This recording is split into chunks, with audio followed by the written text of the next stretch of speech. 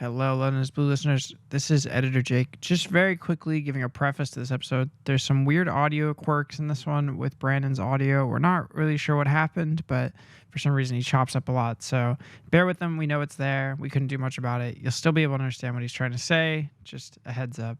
Enjoy the episode. All right, Chelsea fans, welcome back to another episode of the London is Blue podcast. As always, your host, Brandon, join my co-host, Nick and Dan. And gentlemen, we've got a pod review for the Brentford match. Definitely not what we wanted going into Halloween weekend, but boy, oh boy, Nick, the early morning kickoff really not rewarding us whatsoever. No, obviously feel for all of our friends around the United States and the world who had even earlier kickoffs than I did in the Midwest at 6:30 in the morning. But there's really just nothing like 8:30 rolling around, your team loses in kind of embarrassing fashion, and the rest of the day is kind of ruined. So I mean, there was a lot of time to recover. Is the only thing I'd say. I took a sad nap right after, from like 8:30 to 10:30, just a real sad nap. So that's what it is. Yeah, I could see it. Different strategies having to deal with it. Dan, we've got a lot to obviously break down with this one. We'll talk about the offense struggling. We'll talk about kind of the continuation of changes that are being forced and sometimes chosen upon the squad. But we would be doing a disservice if we didn't kick off this episode like we always do with the 3-word match review, so we can get a sense of how the lovely listeners and the people out there are feeling after this one. What did they say? Plenty of summary from people like Derek with the mid-table truce. Yeah, Jason with the Chelsea completely collapse. Jay with the champions of expectation. Nitin with the low block losers. Preston was stunned by bees. Pablo with the embarrassment of London.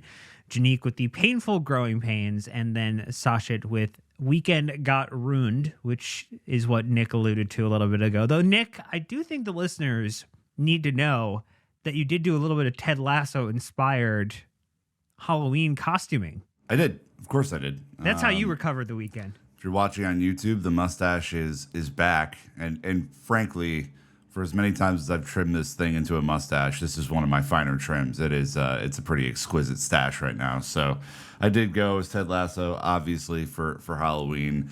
Probably about the last year I can get away with it now that the show's over. But still a good costume. And happy Halloween to everyone who celebrates such an occasion. Well, there was a lot to go in this one. I think, Nick, from your perspective, Mario, if you need something next year, just throwing that out there. Hey, fuck you, man. Okay. I'm coming with, support in this. I was thinking of Ron Swanson next year, maybe, or something like that. We'll see. Just walk around with brisket, bacon, I guess. I went trick or this is stupid, all in one word, because there were no treats involved whatsoever this weekend when it came to Chelsea. Dan, what about you? Frankly, uninspired performance. Thomas, frankly, uninspired. Sure, was it Franck? Thomas Franck? It could be Franck, yes. Nick, what about you? Homage to my preseason predictions. Frustrating, not fun. Yeah, maybe some point you'll get over that. But as we stand, not looking likely. Just a reminder to everybody out there, if you haven't, go sub on YouTube, Road to 30K. Also, 5-star reviews, they go a long ways, even though we're kicking the crap out of a lot of bigger shows than us. If you're new-ish to the show and you haven't left a 5-star review, that goes a long ways. Tell us what you like about it. And then obviously, if you want to get involved for a little bit of Money Month, you can join our Discord. I've been in there the last few match weeks, and it was fun.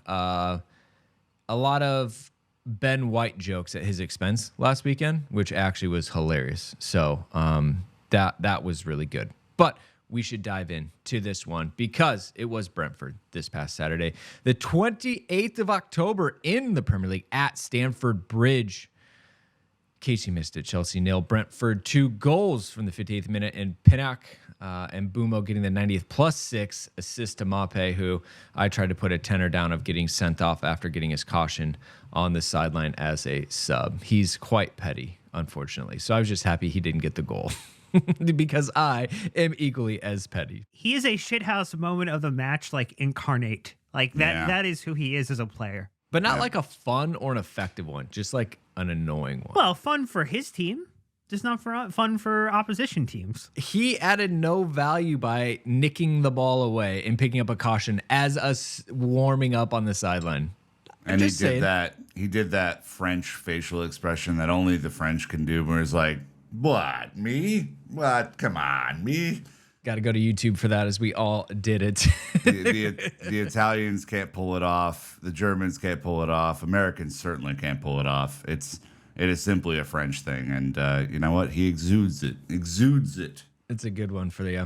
All right, well, let's go ahead and run it back. We're throwing it over to the fifth stand app, the only official app from Chelsea FC. Thank you for letting us use the highlights. If you haven't downloaded, go download it now, and we'll be right back. All right, lineup time. Dan, go for it. See if you can get through this one. No rinse and repeat. Yeah, it was sometimes between the sticks. Robert Lynch Sanchez. It was a back line of Axel Disasi, Thiago Silva, Levi Colwell, and Mark Cucurella, with a midfield of Moises Caicedo and Conor Gallagher, a 3 behind our 1 Nico Jackson of Raheem Sterling, Cole Palmer, and Madueke getting a very rare start for Chelsea and under Pochettino. Ian Motson and Reece James came in the 67th minute and the 81st minute. Ugo Chukwu and Presidente himself, Washington, comes in. Beach, Badiashile, Gusto, Matos, and Petrovic, all unused subs in this match. I think anytime you've got 2 goalkeepers on the bench, Bad news. Yeah, you know something's not in an ideal state, Nick. Like, that was the most obvious, like, red flag for me when I saw this. Yeah, I mean, we'll talk about the injuries that have persisted and new ones that pop up all the time. This was clearly a very thin squad for the day. Certainly not a first choice kind of 11 as we've seen rolled out over the last few weeks. That has been really effective. You know, missing Enzo Fernandez, potentially missing Mudryk and others has really come around to bite us. New injury to everybody, it seems, but particularly you look at Broya picking up a little bit of a knock and stuff like that. Just not a whole lot of depth in there, and I think Naz and others pointed that out before the game, that there was not a single attacker who was a part of the first team sort of atmosphere who was a sub option. We obviously Motson is kind of a do it all sort of player, and he went up front for a bit, then he went back left back for a little bit, but yeah, no real attacker on there outside of those who started, which is a big problem when you're chasing goals. Yeah, some of the top line stats from this one: Chelsea with 2.03 xG, Brentford with 2.16. I think about 0.99 of that came at the very end on that 2 on Robert Sanchez. We had 69% possession. We had 17 shots, only 2 on target. Big talking point coming up there. Brentford 7 shots, 5 on target. Way more effective with what little of the ball that they had. We had 8 off target, 7 blocked shots. Just to compare a little bit, we had 1 caution to their 4. We had 2 big chances, all were missed. Brentford 5 big chances, and they missed 3 of them. Again, we are getting out big chanced by smaller teams, but we had no counterattacks there, 3, and as I would say, that was a blessing for them, which is what the exact same thing we tried to do against Arsenal last week. Unable to do that this time. We had 3 saves to their 2. Negative 0.62 goals prevented versus 0.76. So again, just shows two very, very different days for the goalkeepers back there. But anyways, the last one here, one random stat at OptaJoe. 3. Brentford are the first side in the Premier League history to win each of their first 3 games against Chelsea at Stamford Bridge in the competition breached. The sad stat making the that Brentford have won more games at Stamford Bridge than Chelsea in the last 6-7 months, whatever it is, since April. I think also that Frank had more wins than Lampard and Pochettino at Stamford Bridge this year. I know you hate calendar year stats, Brandon, but that was also like a really terrible one. Yeah, look, a lot of context in there too, I would say. But Nick, it's ugly things to hear about. Yeah, it's not good, man. This was certainly not good enough. We'll get into why kind of after the ad break, but these are games in the grand scheme of a season, Brentford are down in the table. Chelsea are kind of edging their way up, mid-table and maybe even kind of trending upward, after the Arsenal game. And this was a completely flat, uninspired performance that the good teams, those teams that have points at the top of the table, would have easily dispatched. Not saying that Brentford are a bad team. We know that they are challenging. I think one of us picked them as our bogey team at the part of the preseason predictions. But this is just a game that if you are of a certain level, that you come out and comfortably win. And I felt zero confidence heading into this game that we were going to do that, and that's what happened. Yeah. Well, you're not wrong with that. It just was kind of like downhill after pretty much 20 minutes, and we've got a lot to break down. So, hey, we're going to be right back. We're going to talk about another case of the no-score blues. So thank you to sponsors, and we'll be right back. Hey, quick reminder, Nick, we got way more content than just this. So coming out of the break, just want to give everyone a friendly reminder. Stay tied into your feeds. We got another big week of pods. Oh, yeah. In addition to the Blue Royalty episodes that were published during the women's international break, because, of course, international breaks just can't escape them at any level, which I would go check those out on the Blue Royalty feed. We have a big couple of weeks coming up. We obviously will have some, we're going to have this on Monday. We'll have some Blue Royalty on Tuesday. We'll have the Blackburn review Thursday. And, of course, Sam and Dan are going to be back with the Spurs preview on Friday for the epic match that happens next Monday. So actually, if you're a proponent of your weekend not getting ruined by Chelsea, you don't have to worry about it next weekend because we don't play. So how about that? Pray for us. It's going to be great. Pray for that match preview. That's all I'm saying. Yeah, we'll see how that goes. But look, this one was another case of the no-score blues, as I teased out ahead of the ad break, and we continue the XG trend. But when will this trend end in terms of actually putting said potential goals in the back of the net? First half, we had 10 shots, mustered up 0.98 XG. Only 2 of them were on target. That kind of goes back to, the beginning stats, right? I think we only had 2 on target all match. And the biggest one of the first half ended up being that Cole Palmer little nice line-breaking pass. Cucurella making the back post run across the center backs. And, What a ball. Just couldn't finish it from there. But, Nick, the fact is from the first half, that was, the standout chance. I think there were definitely some others, as you can muster up and see. But, we probably could have assumed that they were going to defend like hell. They're missing Ivan Toney. They've got some issues on their end. They want to use their height and make it tough to break down, and that's exactly what we got from this Brentford side. I mean, we know about this because Dan and Sam did a wonderful preview, but, these guys are one of the better defenses in the Premier League. It's not to say that they can't be scored against, because, of course, they can be. And typically they are like the Avalanche sort of defense. You score against them once, they have to come out a little bit more. You can score against them again. But unlocking that first goal is really, really difficult because they defend really compactly. They don't leave a whole lot of space in the middle.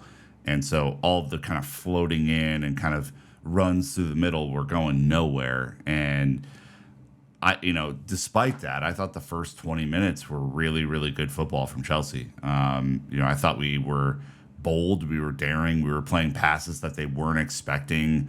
I thought Cole Palmer, Madueke, and Sterling had some really good interchange. Jackson just got lost in this game, didn't do a whole lot, unfortunately. Couldn't really figure out how to get on the same page with any of those 3 players. And that's unfortunate for a lot of reasons, but the Madueke chance where he hits the corner of the post and the crossbar, you just wonder if that goes in, what happens in this match, because it would have been such a banger. The bridge would have been lifted to a level that, I don't know if we would have seen since, maybe the Mudryk chance last week against Arsenal. You just wonder, if things go a little bit differently in those sorts of moments, what really happens. But the Cucurella chance, Dan, for me, is the one. You have to be able to put that either side of the goalkeeper. He's standing right in the middle of the goal, and you hit it right at him. And good teams put those chances away. Yeah, I guess as much as I want to point at Cucurella and be like, hey, I think there's two problems with that. One, why does Cucurella have the highest contribution across two shots in terms of the total expected goals? That's a problem. I don't want to be relying upon the left back to go be the individual to win us the game when you have Jackson, Palmer, Sterling, and Madueke all out there who should be the individuals who are more responsible for, and you look at their combinations and what they were kind of putting together, all of the shots we have, the shots are not good shots. They're not high quality shots that would lead to or likely lead to a goal. If I could counter that point, I think the reason that it had space is because they were doing a weird mix. To me, it looked like, and again, if someone has a better tactical eye and wants to correct me, please feel free. It looked like they were doing a weird mix of kind of half man marking on the wings and then kind of zoning the middle a little bit and just kind of passing Jackson through because he was just not making the right run at any point.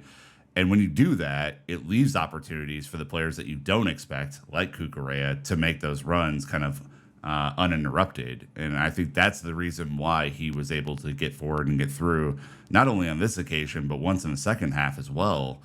Again, I agree with you. Cucurella is not our striker. We shouldn't rely on him for goals. But when the opposition has some of your other players locked up and Cole Palmer is basically floating the entire width of the field to try and get the ball, I think that's the reason why you saw Cucurella able to break through and get forward as much as he did. It was unfortunate that Disasi was playing right back because there was really no threat coming from the other side, and I think it became predictable over time. That's just my thought on that. Yeah, I don't disagree with the predictability element of it, and I do think that when the way Brentford set up to frustrate the attack meant that you were potentially hoping a player outside of the traditional set might contribute at a higher level. I just think my thought would have been that you would have seen maybe a little more from Gallagher, a little more from Palmer in the positions that they were potentially getting in, and even Sterling. I mean, Sterling to have, two total shots over the entire game, one in that first half, felt really interesting, Brandon. But I mean, in general, it ties what Pochettino said, post-match, that this is just about the fact that we're not clinical with the shots that we're taking. And even if we have a ton of volume, if the shots aren't good shots, you're also not setting yourself up to be the beneficiary of a deflection, an angle, a rebound that goes in the right way, that you're hoping for a little bit of that luck in addition to the shot being of a higher quality. We've got the shots, right? The volume is there, kind of to everyone's point. We're just really poor. We're in the bottom 5 of shots on target percentage. We're at 30%. At the top of the table is Newcastle at 42%. At the bottom is Luton Town at 16.8%. They will never score again unless it's a penalty. But United are scored below this us. weekend. Right, I know. Point stands. United are below us, barely. Liverpool are second from the bottom. Isn't that fascinating that they take so many shots, but so few are on target? They clearly are playing a volume game where they are just going to overwhelm teams with shots from everywhere, and clearly they're doing a good job. I would have assumed that they were clinical, but that's just really not the way it is. They've got 18 goals off of it, though. We're sitting at 12 goals right now. Where it all breaks down is also shot created department.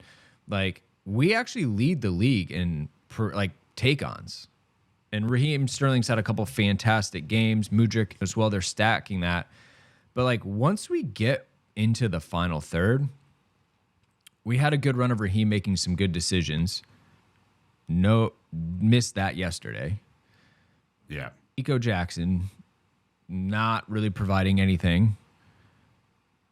The players that you want, it's just back to the roller coaster. Oh, Nico Jackson has a game, now he's quiet. Oh, Raheem Sterling has 2 great games, and now he's quiet. The inability for the consistency to be there, or if, hey, Sterling can have a quiet game, that's fine. But we need someone else to fill the gap and step up. And to Dan, to your point, if it's Cole Palmer or it's, Conor Gallagher, who I think, I would put more responsibility on Cole because Conor's doing a lot more of the extra curricular activities in the midfield, and so Cole doesn't have to. But like, we need some ability to score goals. And I saw a tweet out there, Nico Jackson really isn't that guy yet. He needs time to adapt and develop. So then my question is, whether it's to the club or to Poch, Nick, is what was the plan? Was the plan all in Kunku? Was it all on his shoulders to say that he's the missing piece? Because the squad that we have assembled is sorely lacking in goals. And I think if I were to Monday morning quarterback this, did we really need Lobby, or could we put another $60 million into another attacking player? But Cole did come in at the last day of the window. Looks promising. Maybe just still need some time.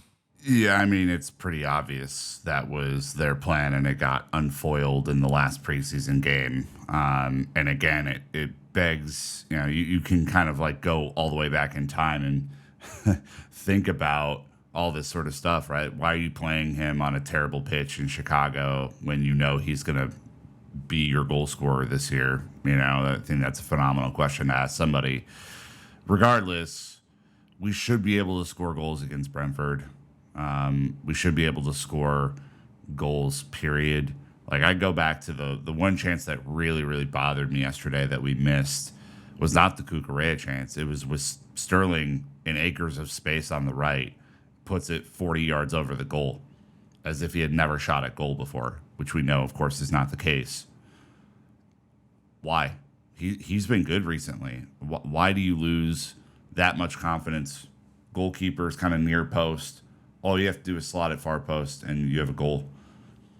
Like, it's stuff like that that really baffles me. Just like the panic, like, in front of goal is the only way I can describe it, Dan. That the team just gets so angsty in front of goal because they're so desperate for stuff to happen that they blaze it 40 yards over. Yeah, I don't know if it's the desperation or it's more the frustration or feeling as if there's not necessarily an outlet there. There's not necessarily the person to pass to. There's not a confidence player who's going to take the volume of shots. Like, when you have so many players who are willing to lay it up or tee it up to the next individual, like, we have someone in Cole Palmer who is very happy to step up and be the person to be accountable and take the penalties, which is great. I'm glad we have someone on our team who is confident in taking penalties and taking charge on penalties.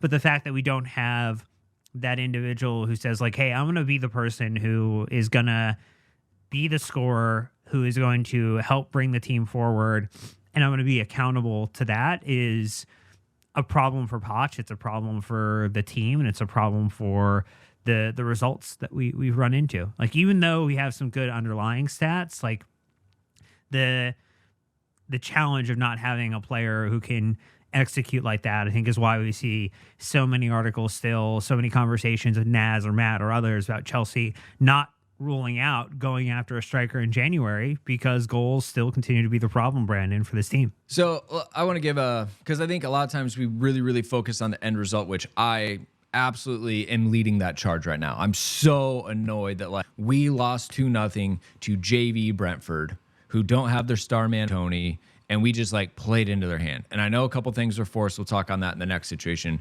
But gentlemen, the thing that we have, it should be an exciting team, right? We have the most progressive distance passes and the most take-ons in the league, right? We are more progressive than any other team in the league in terms of the style that we play. Now, I will absolutely say yesterday probably curved those numbers.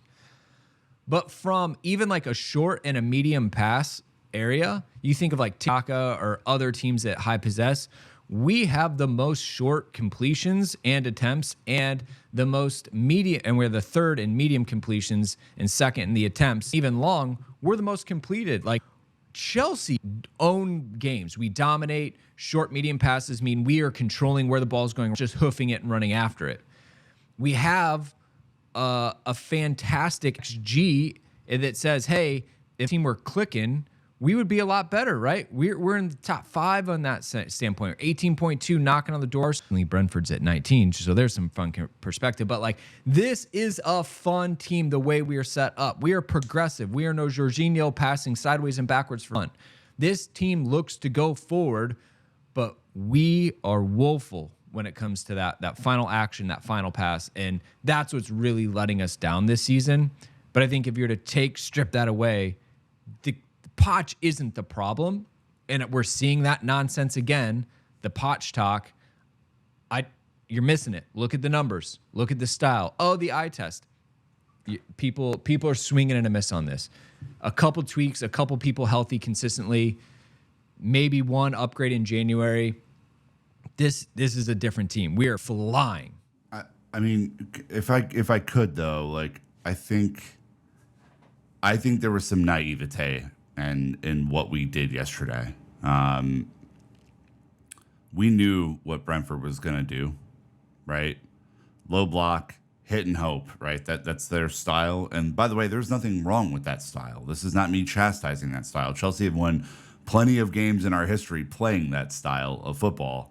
But you knew what it was going to be. Brentford weren't going to come out and tiki-taka and bring it forward. But if you think of the way that we've played over the last 5 weeks and how much better we've looked when we've had 50% of the possession instead of 70% of the possession, right? My point online after this, although Keir Doyle tried to slap me down immediately for saying such a bold thing, was make them come out.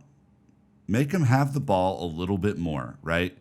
And the only reason I say this is just, of course, they are really good at getting back and keeping their shape. There can be no denying that. I'm not saying that them having the ball is going to automatically make their whole defense fall apart or anything like that. Of course not. But if they are made to play with the ball and Chelsea are able to sit back and you win the battle in the midfield instead of right in front of their 18-yard box where they already have the wall set up, perhaps there's going to be more space for your players to play within instead of entering the, forest of tall trees. So this is my point is when Chelsea have played teams that want the ball, we look a lot better. We look like we're able to counter very quickly, pass the ball more effectively, have a lot more room in the final third. We still have not figured out how to play teams like this, to effectively unlock teams like this. And I think that is a little naive from Poch to go out there and try and have 78% possession and think that that's going to win you the game. Additionally, our set pieces are fucking woeful. You cannot have a set piece where Robert Sanchez comes up and not have a single person able to receive the ball and head it towards frame or head it out so that he can get back. And additionally, you have to have one person back to stop their inevitable counterattack. Like, these are very, very basic principles that I'm saying out loud right now. They might not make sense to anyone. You might not agree with any of them, and that is totally fine. But that is, if I had a criticism of yesterday's game plan, it's that. I would say on the possession, like, Poch didn't get to dictate that he wanted that much. Brentford gave it to us. But your point, Nick, were we prepared, knowing that we probably were going to have a controlling amount of possession? They were going to be deep. What was that game plan? The last, I guess, from me, Dan, is, hey, this is a chance for Madueke. He was inches away from being the hero, rattled the crossbar. After that, absent. And that sucks. Sure. We've seen some bright flashes. He's had some injury issues, some things like that. I think his stock in a lot of people's eyes yesterday dropped a lot. And they're like, I actually don't know if he's at the level we need him to be. He was given a run out. He was given a ton of minutes. And can I counter that, please? He was on the field for 66 minutes. Is that right? Something like that. Did he do anything dramatically bad in that time? I mean, did he do bad versus what did he do, like, create and present? I mean, he consistently kind of, like, lost possession, didn't deliver an attack, like, defensively was not really involved. We know that is a weakness in this game, is defensively. There's no doubt about it. But, like, he was better than Sterling in the time that he was on the field. Did he do enough to show that he's a Chelsea-level player? Are we Gamble coming from the Dutch league? Or does he need a lot more time to develop? I think the question is he Chelsea, or need a lot more time? And I think people after yesterday go, he's maybe a lot more further away than we initially thought. I don't agree with that statement. I mean, I think, one, we're going to be forced to play him quite a bit this year because no one can stay healthy. And two, I think there was a lot in his take on game that if you're looking at film again, there's a lot to like. I agree with anyone who's like, yeah, he's a liability defensively. He simply just doesn't have this switch in his brain to go, I have to get back at this moment because of the counterattack. And that's exactly what Brentford want to do, is they want to exploit some of those holes. But he is hardly the only player on the team that missed that switch yesterday.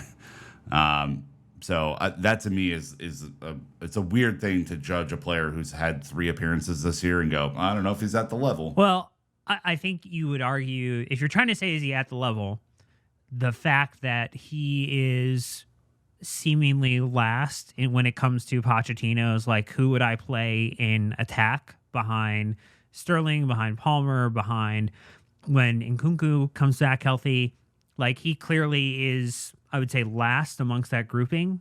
So I think that is a concern, that it took this many injuries for him to get in.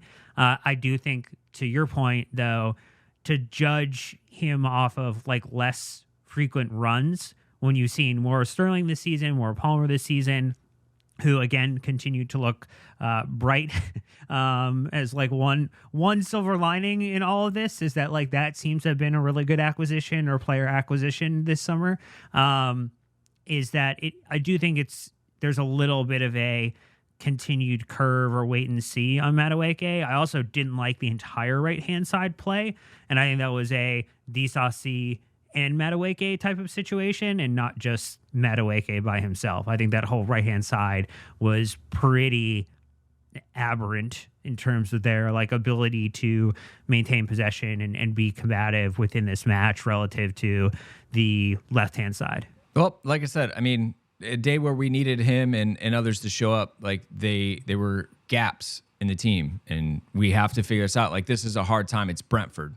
We should be able to go to the bench, draw him some people, ask them to step up and deliver. Of course, not all on his shoulders. He was the new name to the team sheet, so I think that's why a lot of people are talking about him, because we haven't seen a lot of him. It's an interesting point, though, on the Disasi point, Dan, because like I think the obvious advantage you get with Disasi playing right back, and I don't think he did anything like catastrophically wrong yesterday. I don't think, I think he switched off for the Pinnock goal, and so maybe that is catastrophically wrong. I don't know, but like I thought he was okay in that position. But as the game was wearing on, I was really surprised that Malo Gusto didn't start yesterday. Largely because if you're going to have as much possession as we had with the ball, you would hope that you would have an overlapping runner, able to switch positions and all that sort of stuff. Perhaps Poch thought that was going to be too tactically naive on the counterattack, but Gusto's also a lot faster than Disasi getting back, and I thought that was an interesting choice. I mean, Reece is clearly not fit at all. I think that's something we can say out loud for a long period of time now, but like it was an interesting personnel choice to play with him at right back and not Gusto or someone who's a little bit more agile. Well, I like that point. I do want to pause because I think that'll take us into kind of the next step of the lineup and the personnel, a lot of changes. So I'm going to hit timeout. We're going to take our last ad break. When we get back, all into lineup and personnel decisions. So thank you to sponsors, and we'll be right back. All right, Dan, I know I cut you off. All right, so I'm going to bring it back to you. To follow up on Nick's point, he was saying Disasi, hey, did probably as much as you could expect from a center back playing right back. Him coming off injury. It seemed like for Poch, it was he chose Cucurella to play left back over Malo Gusto to play right back, because either Disasi plays right back or Colwell plays left back. You just shift the line.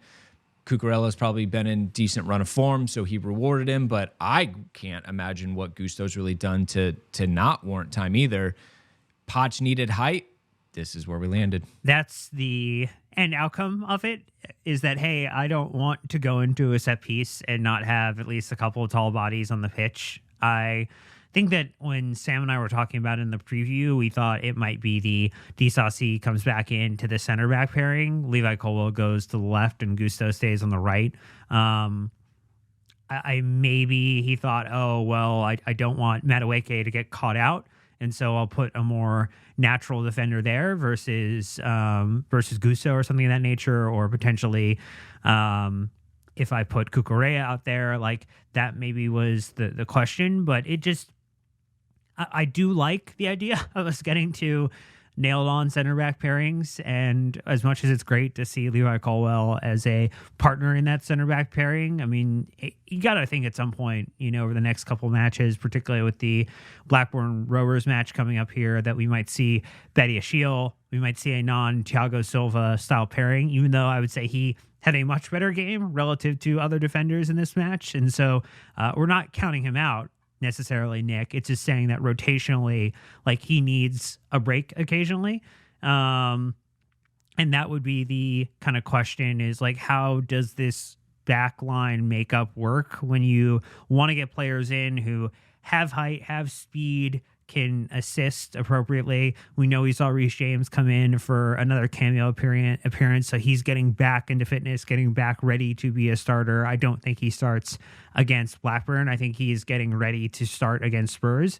And so that would be the, I guess, evolution of the next couple of matches, is that we see Reece James get another cameo with the hopes of potentially starting in, the next weekend's match. I don't think he's gonna start against Spurs. I think that would be a huge risk, to be candid. Like, his cameos have been like 10 and 15 minutes. Like, that's hardly prep for a 90-minute start to me. And I am so worried about him and his hamstrings, man. It makes me really nervous to even think about him playing a full match right now. But I think if you're able to get a mid or a center back pairing of Disasi and Badiashile in for the Blackburn game, which I think would be a really solid center back pairing, give Colwell maybe some time off, give Thiago Silva some time off. You're able to maybe get away with Monson at left back, although that didn't really go super well yesterday. Much better kind of further up the field. And you play Gusto at right back. I think that's a really solid back four for the Blackburn game. I think it gets the proper rotation in, and maybe helps us see something a little bit different. I am very excited for the return of Badiashile, because I think in the moments, Brandon, we saw him last year, he looked very classy, looked composed, and obviously gives you another tall body in there to defend against set pieces. Really good in the air. So, I'd be down with that. Look, if I could pull it off, I would try to convince my wife that Benoit is a great name for our child, but we can't. Sure. Badiashile can, right? And that's why we are excited about him. Can I be really frustrated for a moment? Enzo and Mudryk picked up muscle injuries the day before a match. How? Why? I have problems.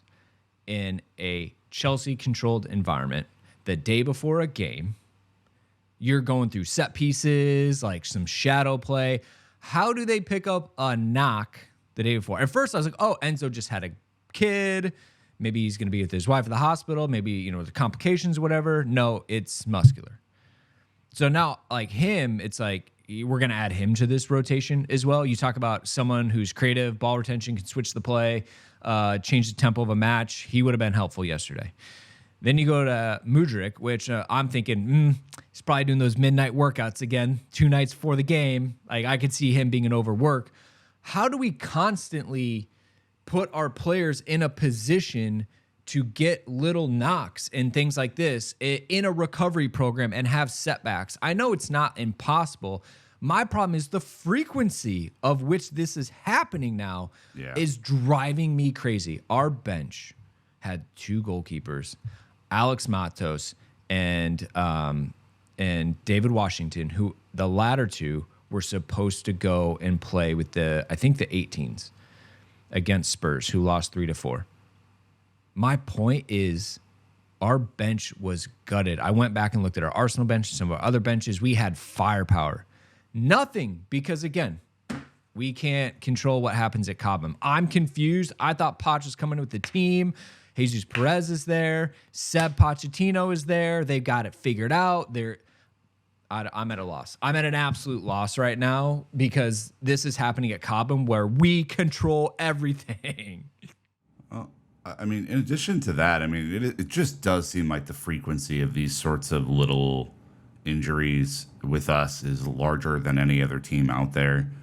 Of course, we're hyper-focused on one team and not the entire league, but it just seems like every press conference, there's something new out there that we don't know about. And it's like, oh, now Mudryk and Enzo are out. And I think, to your point, Enzo's miss yesterday was massive. The creativity and the passing, different passing styles, all that sort of stuff. But I would say this, too. Like, if we're talking about lineup decisions and the options that we had, we looked really good with the false nine against Arsenal.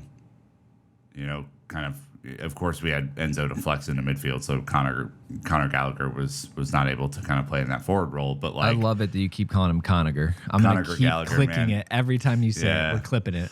But I really kind of like the passing movements that we had, with that false nine. I'm curious as to why we didn't kind of go back to that approach for this one, especially if we knew that their low block was going to be there. Maybe that provides a different look, and they don't have kind of one single person to focus on as a striker, and it becomes a little bit more unpredictable. I don't know, but that was really interesting to me because it's not like Nico's been on a tear of scoring goals recently. So who was the person who comes in for Nico Jackson if you push him to the bench? I think that's part of the problem, right? Because Connor was kind of that like flex player, so I don't know if that's someone like Ian Maatsen kind of up front starting the game, which would have been a bold call, but that to me would have been really interesting. Or you kind of double up and play Gusto up there and maybe have Madueke flex into that more forward role,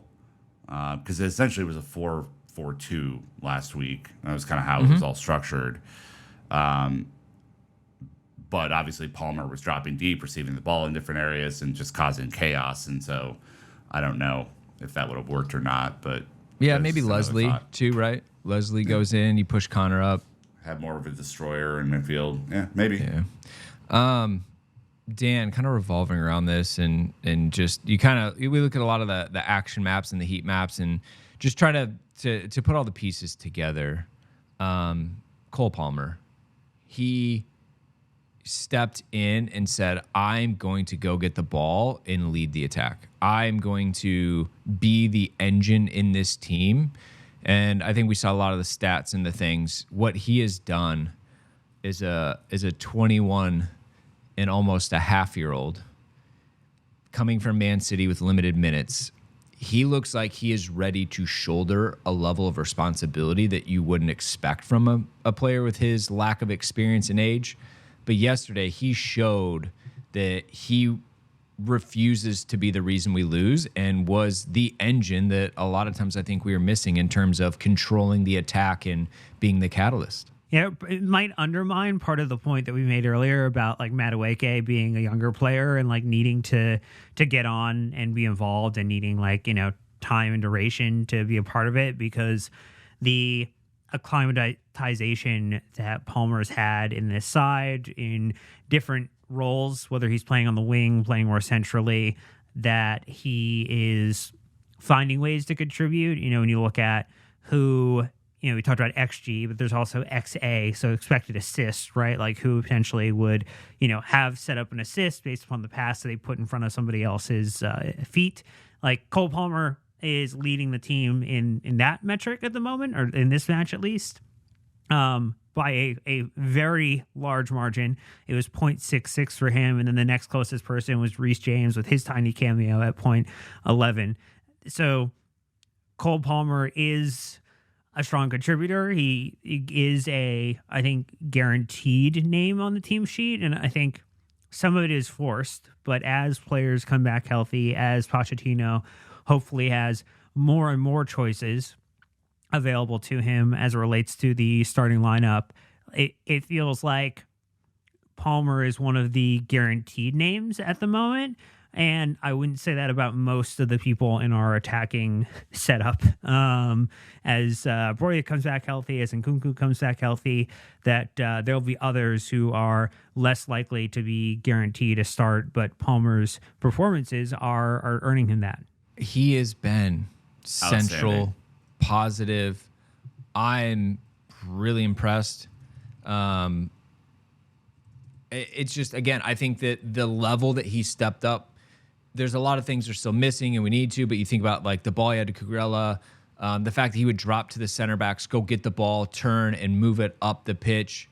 He wasn't playing a position. He was really embodying this role within the team. And to not have Enzo, to not have Reece James, to not have a lot of your typical leaders in attack, and Raheem wasn't normal Raheem, I thought he was phenomenal. And, in just filling that void, I guess is what I would say. So another little comparison, right or wrong, Noni Madueke, 30 million pounds. Cole Palmer is, 35 million. So that just gives you a price comparison between the two. Not that that's the only thing that matters, but Cole, I think right now is probably gonna be Young Player of the Year, probably surprise of the season. And if he continues in this form, it'll end up being just an immense amount of business. And who picked him out again? I forgot. Who's the guy who was at City before in our scouting department? Yeah. Joe Shields.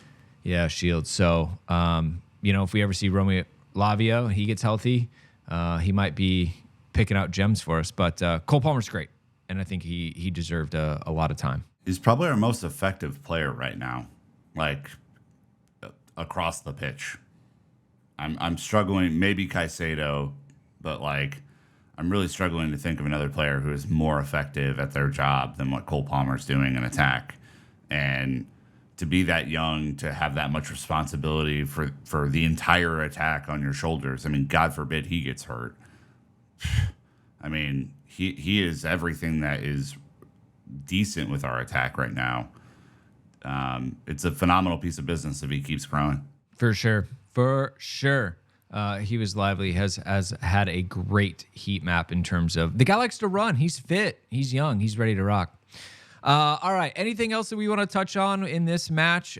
We did talk a little bit real quick for the pod about Sanchez. Seems like he bounced back, didn't have a lot to do. Credit for coming out and making that huge one-on-one save with his body towards the end there. And Dan, I think this is the nicest thing you've ever said about a goalkeeper. He's a freak athlete. He almost chased down Mope and that 2-1-0 counterattack at the very, very end. It didn't make the cutting room floor of the podcast because I'm bringing it back. We started recording, but I will admit to the fact that he shockingly was the only player to make it back fully to try to do anything. And at least, as we pointed out in that conversation, did not do so much or did not overplay his hand in potentially put himself in a situation where he earns a red card, because that would have been the worst possible ending to this match if he not only got back but forced a red card incident. That would have been pretty terrible. The game was already lost. Don't do this stupid thing. Yeah, no, 100%. Anything else that you want to pluck out of this? No, I'm ready. I'm ready to move forward to Blackburn and advancing in the cup. That is what I would like to do next. Yeah, I have some thoughts on that. Interesting. What about you, Nick? Anything else from this one? There was some talk about the bridge being really flat. Some people left right at the very end, which I can empathize with, by the way. But it was an interesting contrast with Clayton last week talking about how roaring and rocking the bridge was. It just kind of shows how flat this match really was. Brentford have to be thrilled how they took the air out of this one. Yeah, I mean, they executed their plan perfectly. Credit to them. They really did a number on us. And Pochettino, I think, will learn from this match. I hope he learns from this match. This is not the last time we're going to see a Brentford-like team in the league. In fact, we know, based on our performances last year where we had a bunch of the ball and did nothing with it, that we're likely to do this a lot more than we are to play the Arsenals and Liverpools and kind of teams that really want to compete with us. Luckily, I think Spurs are one of those teams, so maybe we see a bounce back. If we have a good midweek result, maybe we can bounce back and be competitive against Spurs and take some points off of them. But this was brutal and it was ugly, and the team needs to be a lot better than what they showed. I'm going to say something, but I'm going to caveat that I'm not trying to be polarizing in any way. our form at home has been atrocious. It might be good that we've got 3 successive road matches after the EFL Cup match against Blackburn. Maybe we do need a little bit of time on the road where we can be the underdog and sit back and kind of build up that confidence before we invite Brighton back to the bridge at the beginning of December. So anyways, some of the other results around the Premier League, in case you've been paying attention. Interesting weekend so far as we record on Sunday. Arsenal just taking the piss against Sheffield United, 5-0. Bournemouth 2, Burnley 1. Battle of the Bads right there. Wolves 2, Newcastle 2. Apparently Newcastle struggling to manage European schedule midweek and then come back to do the business. Tonali, wow. The allegations suspended, and allegedly, Dan, he put a bet. Allegedly, that Eddie Howe was going to be one of the first managers sacked this Premier League season. If true, what in the world? My man is going bad money after bad money. That's for sure. That is a bad bet on your own guy to get sacked. Man, Newcastle looking to sue AC Milan because apparently they think that Newcastle thinks Milan knew about this, and that's why they were looking to offload him ahead of any kind of suspension. It would be hard to believe that they didn't know anything. He said he bet while at AC Milan, but it was only when he was out, not in any match he played in. Like, good cover your ass story. Yeah, I mean, look, I think we said this in our WhatsApp chat with a bunch of folks. Like, he clearly needs help. Like, and gambling is an addiction, just like there are other addictions in this world. I hope he does get the help that he needs because it can be a destructive part of your life, especially if you can't stop. That's why every betting ad has 1-800-GET-HELP attached to it. But he is also going to pay the price for the Ivan Toney tax that was just levied against Brentford and the suspension that was just there. And you just hope that 10 months is a long, long, long time for a footballer to be out, especially a footballer in his prime, I should say.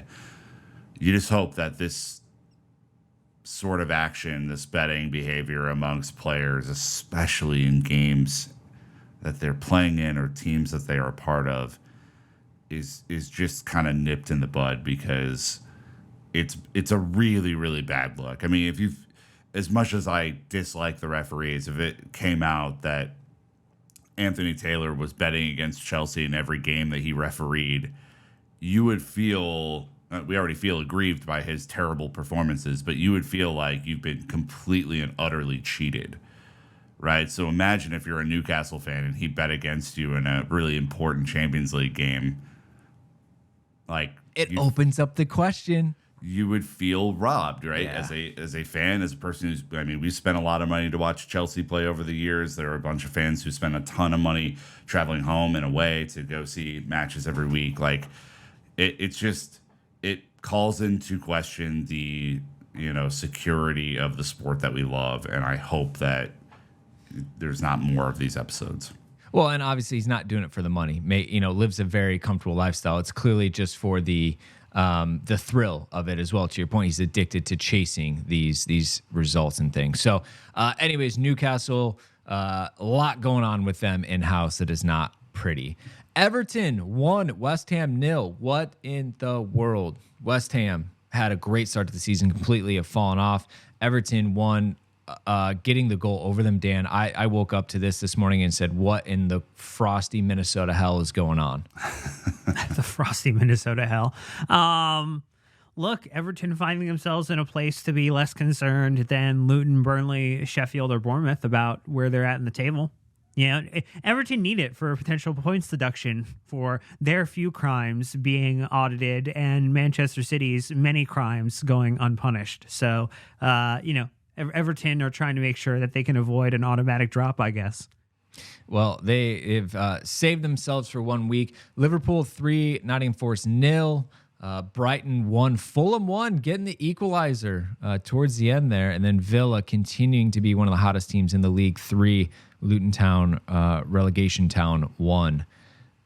I've triple fantasied Aston Villa, Dan. You're in? You're all in? 3. Them and Spurs. Well, not anymore with Spurs. That's wild. Villa are, I don't want to talk to Matt Law about it. Nick, but like Villa are not knocking around. They're undefeated, won 4 of the last 5 in 5th place on 22 points. Like they're within 4 points of first right now. They have 10 more points than we do.